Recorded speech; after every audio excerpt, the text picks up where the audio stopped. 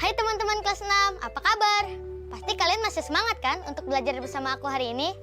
Sebelum melakukan kegiatan belajar hari ini, alangkah baiknya kita berdoa dulu ya teman-teman, supaya kegiatan hari ini bermanfaat untuk kita semua. Berdoa menurut agama dan kepercayaan masing-masing, berdoa dimulai. Amin. Jangan lupa ya teman-teman, siapkan buku catatan kalian, karena hari ini kita akan banyak belajar hal yang menarik. Ini dia materi hari ini. Kita akan mempelajari tentang kerjasama ASEAN dalam bidang ekonomi, sumber daya alam beberapa negara ASEAN, dan mempelajari kata penghubung perbandingan. Selain itu, kita juga akan memahami pecahan desimal dan bilangan cacah, serta karakteristik masyarakat ASEAN. Seru banget kan? Selamat belajar teman-teman kelas 6!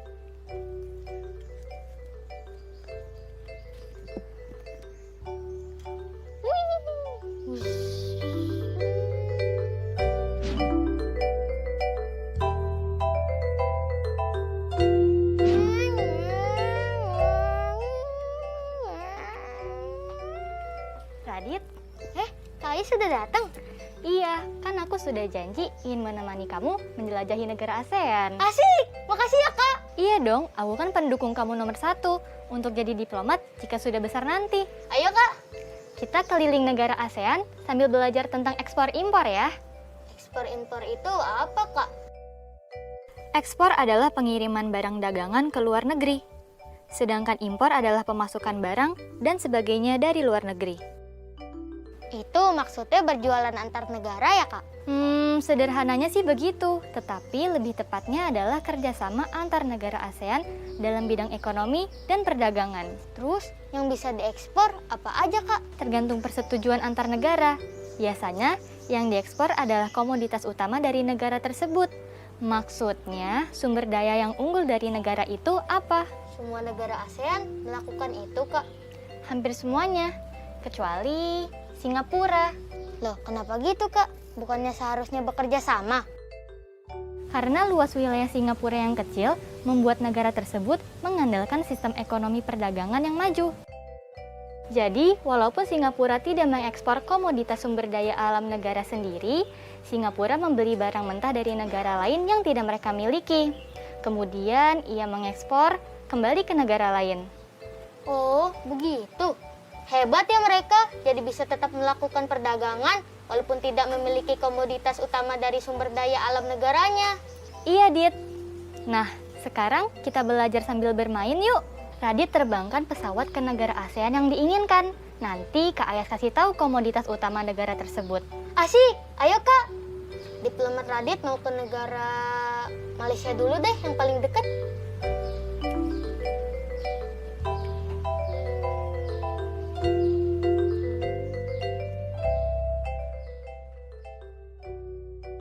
Malaysia memiliki minyak bumi, gas alam, dan timah.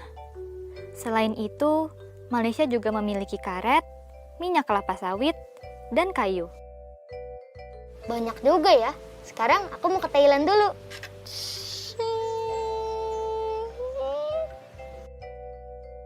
Thailand memiliki timah, beras, karet, dan jati. Oke, sekarang Radit mau kemana? Aku mau ke Myanmar.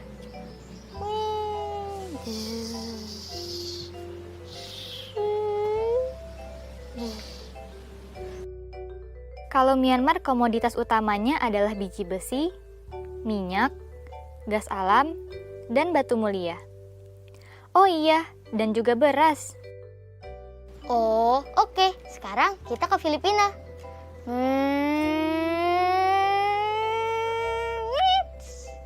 Halo Filipina, apa komoditas utamamu? Filipina memiliki tebu, beras, kelapa, pisang, jagung, nanas, mangga, jeruk nipis, kopi, tembakau, dan pepaya. Wah, banyak sekali. Aku sudah berkeliling ke banyak negara, tapi kok belum menanyakan negaraku sendiri? Aku pulang dulu.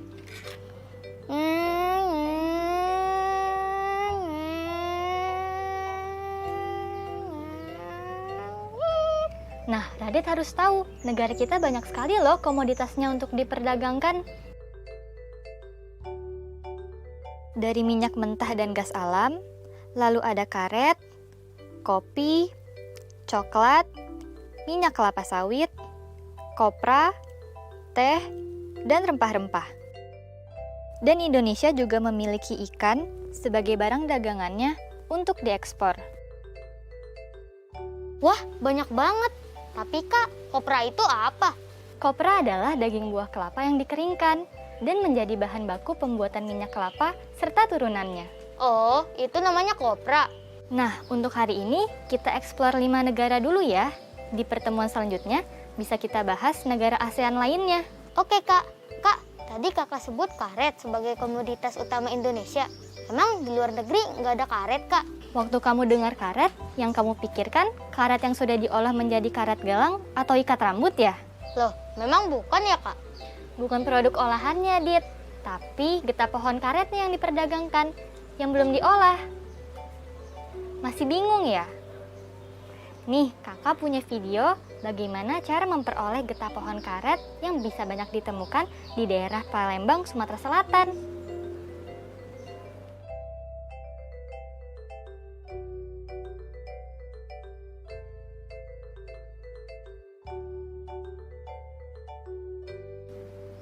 Oh, begitu caranya menyadap karet. Getah-getah ini nanti mau dibawa kemana, Kak? Lateks atau getah pohon karet ini akan dijual dan diekspor ke Singapura dan negara lainnya. Provinsi Sumatera Selatan kan dikenal sebagai penghasil karet terbesar di Indonesia. Jumlah yang diekspor bisa mencapai 982.000 ton atau sekitar 27% dari total produksi karet nasional. Wah, hebat banget! Iya, Indonesia kaya akan sumber daya alamnya. Singapura yang tidak memiliki banyak sumber daya alam mengimpor karet dari Indonesia. Indonesia beli apa Kak dari Singapura? Kan kalau berdagang harus saling menguntungkan. Iya kan Kak? Setahu kakak, barang dagangan dari Singapura yang terbanyak adalah barang elektronik. Indonesia mengimpor beberapa barang elektronik dari Singapura karena beberapa barang tersebut dibutuhkan oleh masyarakat kita, tetapi belum dapat diproduksi sendiri di dalam negeri. Begitu pula sebaliknya, Singapura memerlukan karet dari Indonesia untuk kebutuhan masyarakatnya. Namun, negaranya tak memiliki lahan yang cukup untuk memproduksi karet. Itulah contoh kerjasama bilateral dalam bidang ekonomi dan perdagangan. Oh, begitu. Jadi Indonesia dan Singapura saling membutuhkan agar masing-masing negaranya dapat memenuhi kebutuhan warganya ya Kak? Benar sekali, Radit. Oh iya ya, aku ngerti Kak. Bagus kalau kamu paham, Dit. Kalau dari materi di sekolah, materi mana yang ingin kamu pelajari dan perdalam lagi? Aku sebenarnya mengerti tentang kata penghubung perbandingan. Tapi kayaknya aku butuh latihan Kak, supaya lebih terbiasa lagi. Boleh, kalau begitu ambil buku catatanmu dulu, Dit. Oh iya, sebentar ya Kak. Teman-teman, ayo siapkan buku catatan. Kita akan berlatih kata penghubung perbandingan. Yang kamu pahami, apa sih kata penghubung perbandingan itu? Kata penghubung perbandingan adalah kata penghubung antar kalimat yang berfungsi menghubungkan dua hal dengan cara membandingkan kedua hal tersebut. benar. Kalau contoh kata penghubung perbandingan itu ada apa aja? Contoh kata penghubung perbandingan yaitu sama titik-titik dengan titik-titik. Satu lagi, apa ya? Ada juga kata penghubung perbandingan, lebih, titik-titik, daripada. Oh iya, bentar ya Kak, aku mau catat.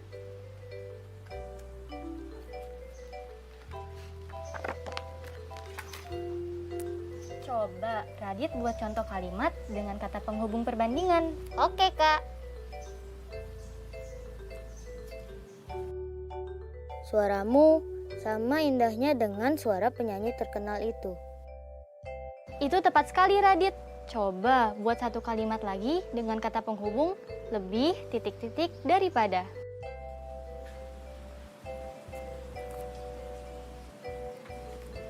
Kalau begini gimana Kak? Rumah itu lebih besar daripada rumah milikku. Yeay, benar Radit. Makasih Kak. Oke, sekarang Radit dan teman-teman di rumah berlatih menggunakan kata penghubung perbandingan. Lengkapilah tulisan berikut ini dengan kata penghubung yang tepat, hingga menjadi paragraf yang utuh.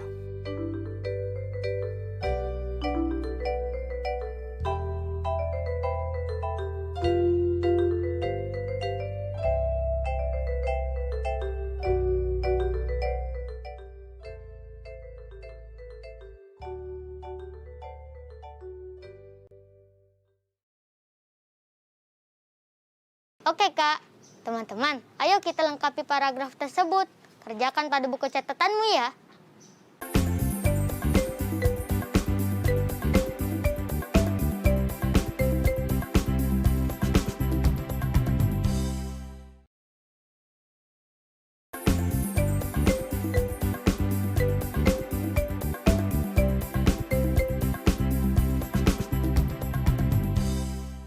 Radit, tahu nggak negara apa di kawasan Asia Tenggara yang menjadi anggota ASEAN ke-11? Sepertinya Timur Leste. Iya, benar Radit. Timur Leste adalah negara ASEAN yang bergabung pada tahun 2011.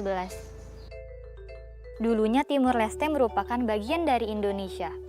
Jadi, masih ada sekitar 0,06 kelompok etnik Indonesia di sana dan 0,03 kelompok etnik Portugis. Kenapa bisa ada etnik Portugis di sana, Kak? Karena dulunya Timur Leste merupakan negara koloninya Portugis. Oh iya, jumlah penduduk Timur Leste diperkirakan sekitar 1.318.000 jiwa. Nah, kira-kira berapa ya banyak penduduk Timur Leste yang masuk kelompok etnik Indonesia? Berarti kita tinggal kalikan 0,06 dengan 1.318.000 jiwa. Kita dapat mengubah pecahan desimal ke pecahan biasa. Coba jelaskan lebih detail supaya teman-teman di rumah juga mengerti maksud Radit. Karena 0,06 adalah bilangan desimal, maka kita perlu mengubahnya menjadi bilangan pecahan terlebih dahulu agar dapat dikalikan dengan mudah. Nah, perhatikan ya teman-teman. Karena 0,06 adalah bilangan dengan dua angka di belakang koma, maka dapat diubah menjadi 6/100. Setelah itu, 6/100 kita kalikan dengan 1.318.000 sama dengan 6/100 kali 1.318.000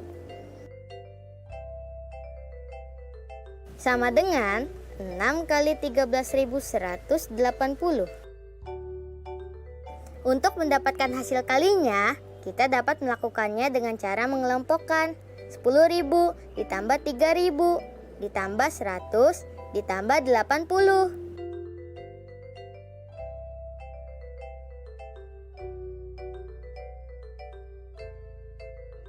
Kita dapat menggunakan sifat distributif perkalian terhadap penjumlahan untuk menyelesaikan perhitungan ini. Maka perhitungannya akan menjadi seperti ini. 6 kali 10.000 ditambah 6 kali 3.000 ditambah 6 kali 100 ditambah 6 kali 80 sama dengan 60.000 ditambah 18.000 ditambah 600 ditambah 480. Benar kan Kak caranya? Seperti yang pernah aku pelajari bersama kakak sebelumnya. Benar Radit, jadi berapa hasilnya? 79.080 jiwa. Banyak juga ya penduduk Timor Leste yang berasal dari kelompok etnik Indonesia. Oh iya, kita dapat juga mencari jawaban hitungan tersebut dengan cara bersusun ke bawah seperti ini. Pertama-tama, kita tuliskan bilangan yang akan dikalikan secara bersusun ke bawah. Jadi, kita tulis 13.180 seperti ini. Kemudian, di bawah angka 0 kita tuliskan 6. Ingat, kita mengalikannya dari yang paling kanan ya. Perkalian bersusun seperti ini harus berhati-hati meletakkan bilangannya, yaitu bilangan satuan, puluhan, ratusan, ribuan, dan puluhan ribunya.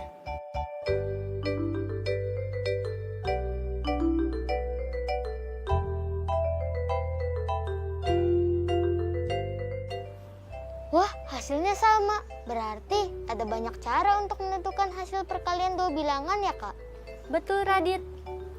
Dit, ayo kita lanjutkan bahasan soal ASEAN. Negara-negara di ASEAN memiliki karakteristik geografis dan masyarakat yang beragam loh. Oleh karena itu, negara ASEAN harus saling bekerja sama untuk memajukan dan menyejahterakan masyarakatnya. Di antara banyak negara ASEAN, mana yang paling maju, Kak? Singapura, Dit. Walaupun Singapura merupakan negara ASEAN yang wilayahnya paling kecil, tetapi dikenal sebagai negara yang paling maju di ASEAN dan juga di dunia. Di dunia, Kak? Iya. Nah, makanya sekarang kita coba kenali negara-negara ASEAN lebih dalam yuk. Dari perkiraan jumlah penduduknya, luas areanya, sampai etnis yang terdapat di Singapura, Malaysia, dan Brunei Darussalam. Teman-teman di rumah, siapkan buku catatanmu juga ya. Nah, Kak Ayas punya data 3 negara ASEAN yang tadi sudah kakak sebutkan. Sekarang, coba Radit dan teman-teman di rumah perhatikan informasi tentang karakteristik masyarakat ASEAN di 3 negara ini ya. Oke, Kak. Nanti akan kakak beri beberapa pertanyaan untuk Radit dan teman-teman jawab di buku catatan. Radit sudah siap? Siap, Kak. Ayo kita jawab soal dari Kak Ayas bersama-sama. Tulis jawaban di buku catatanmu ya. Oke, pertanyaan pertama. Negara manakah yang paling banyak penduduknya?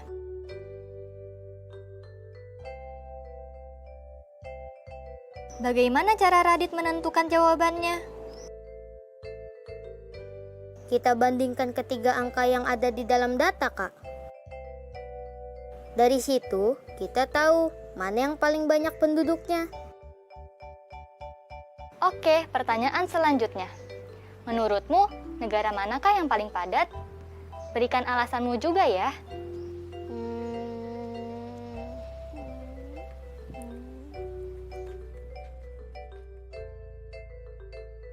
Sudah. Pertanyaan ketiga. Dapatkah kamu menentukan banyaknya penduduk Singapura yang berasal dari etnik Tionghoa?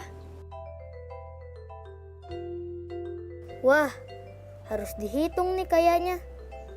Kelompok etnik Tionghoa yaitu 0,75 dari... Oh, aku tahu. Sudah, Kak. Nah, kalau yang tadi sudah kamu hitung, dengan cara yang sama, dapatkah kamu menemukan banyaknya penduduk Malaysia yang beretnik India?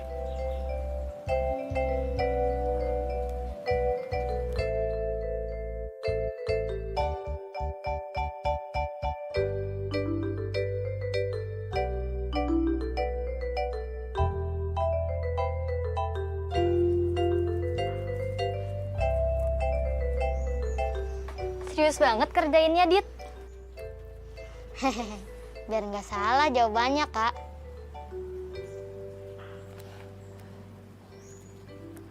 Sudah, ada pertanyaan lagi gak, Kak? Terakhir nih.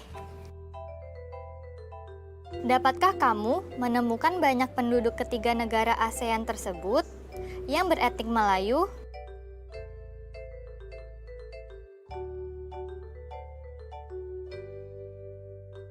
Oh, oke. Sebelum mencari jawabannya, kamu dapat menulis ke dalam bentuk operasi campuran seperti ini. Penduduk Singapura beretnik Melayu, ditambah penduduk Malaysia beretnik Melayu, ditambah penduduk Brunei beretnik Melayu.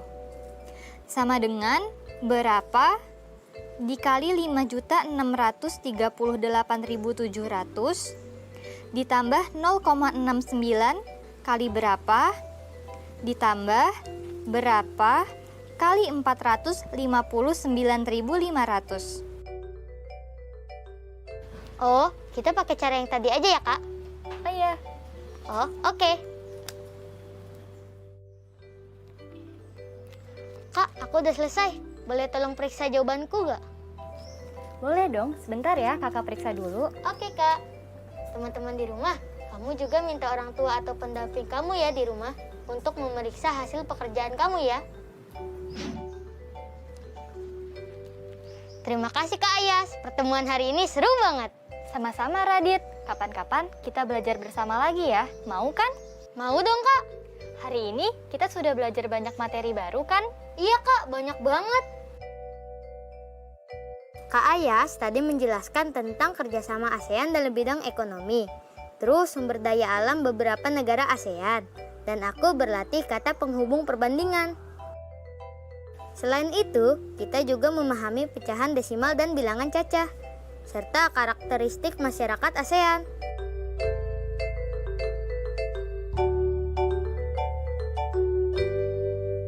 Wah, banyak banget ya. Tapi kalau belajar sama Kak Ayas selalu seru.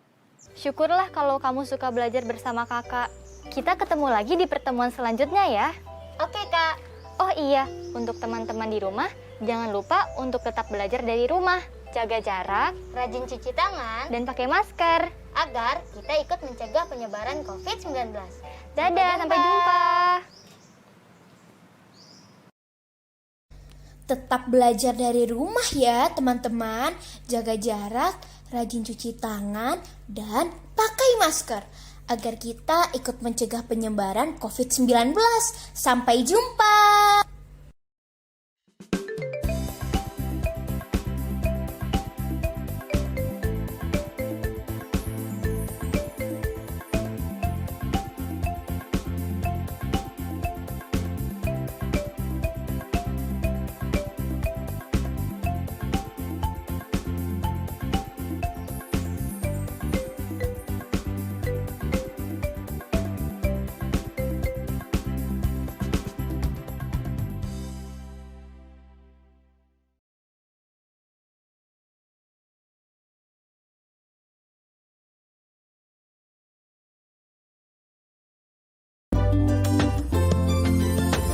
Sering-sering cuci tangan, gunakan sabun, pakai masker, menutup hidung mulut.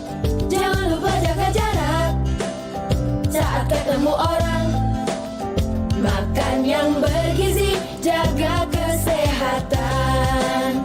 Anak Indonesia, anak Jangan kendor, jaga kesehatan.